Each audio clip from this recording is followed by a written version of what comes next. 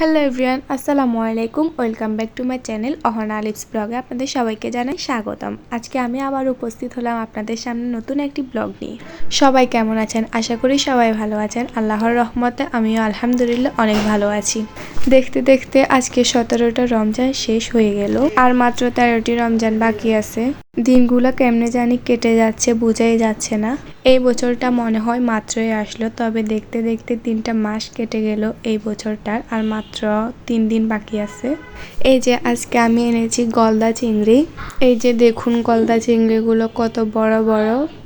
আলিফ অহনা তো অনেক খুশি, কারণ তারা চিংড়ি মাছ অনেক বেশি পছন্দ করে। আমার ঘরে কোনো মাছ থাকুক বা না থাকুক, চিংড়ি মাছ অলওয়েজ থাকেই। আমি এখানে 2 রকমের চিংড়ি মাছ আনছি, পাবদা মাছ আনছি, আর বড় থেকে একটা রুই মাছ আনছি। আর আমি রুই মাছটা বাজার থেকে কেটে আনছি।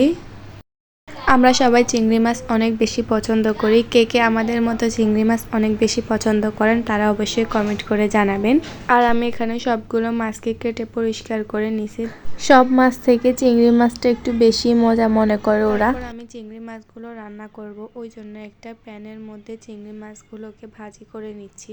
মাছগুলো ভাজা হয়ে গেলে আমি সেম একই প্যানে তেল দিয়ে কাঁচামরিচ কুচি, টমেটো কুচি, পেঁয়াজ কুচি দিয়ে আমি ভালো করে কিছুক্ষণ মিশিয়ে নিব। তারপর আমি এখানে দিয়ে দিব রসুন বাটা, লবণ, হলুদের গুঁড়ো, মরিচের গুঁড়ো, জিরা গুঁড়ো, সব কিছু দিয়ে আমি ভালো করে কিছুক্ষণ মিশিয়ে নিব। কিছুক্ষণ মেশানোর পর আমি এখানে এগুলোকে ঢেকে রেখে দিব। মশলাগুলোর সাথে যেন পেঁয়াজ কুচি, কাঁচামরিচ কুচি, টমেটো কুচিগুলো ভালো মতো সফট হয়ে যায়।